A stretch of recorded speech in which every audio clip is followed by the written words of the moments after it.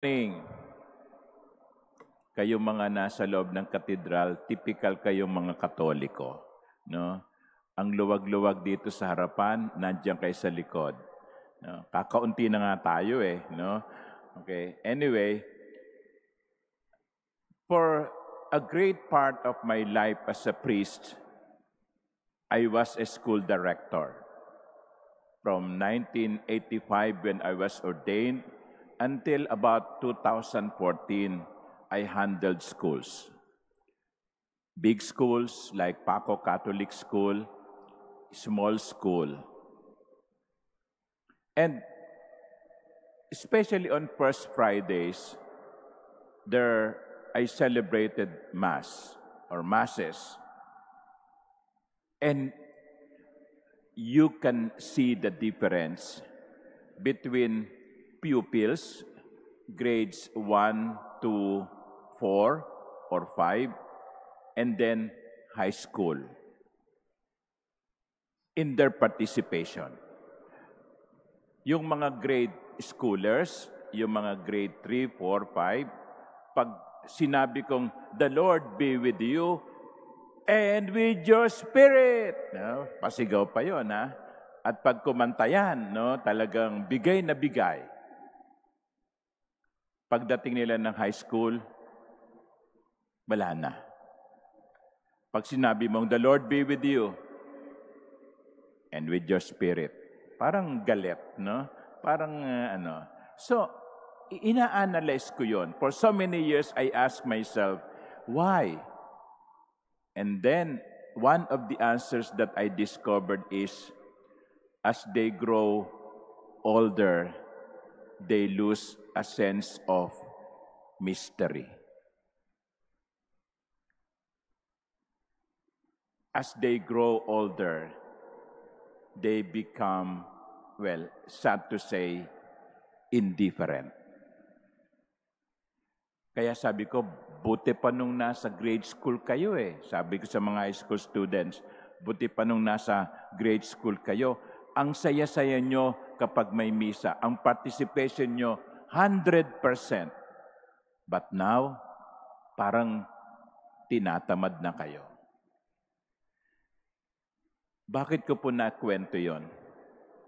Kasi yung ebanghelyo po natin ay in a way patama do sa mga marurunong. Alam nyo, isa pang karanasan ko bilang pare, mas masarap magdiwang ng misa sa mga simpleng tao. Sa squatter area, sa mga lugar ng mga mahihirap, sa mga matatanda, talagang kitang-kita mo yung participation.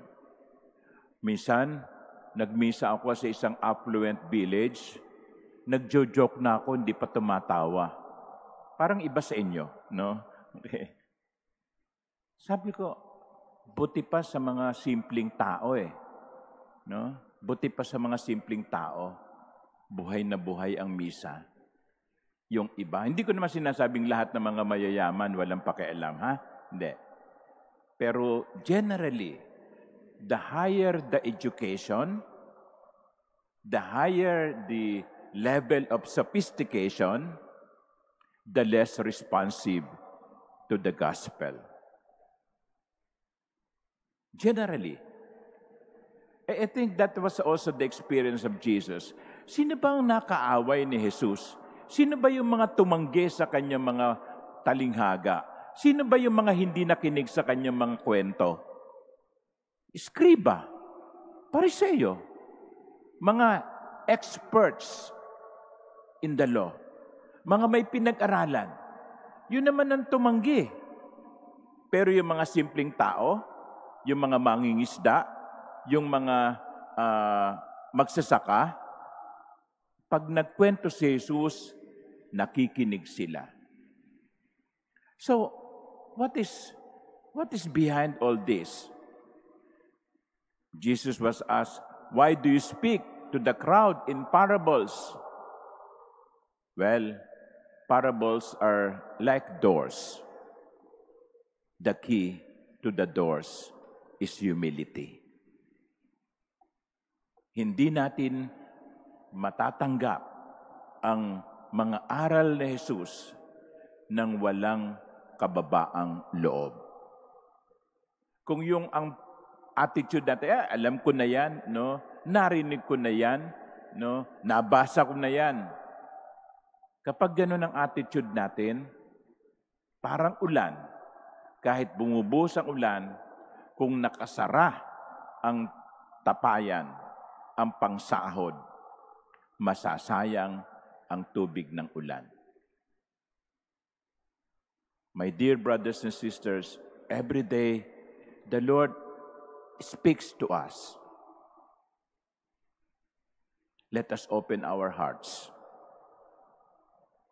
But the key is humility. Kaya nga, hilingin natin sa Panginoon, Lord, bigyan mo ako ng kababaang loob. Hindi ng isang isip na mapagmataas upang sa ganon, matanggap ko ang itinuturo mo sa akin. Amen.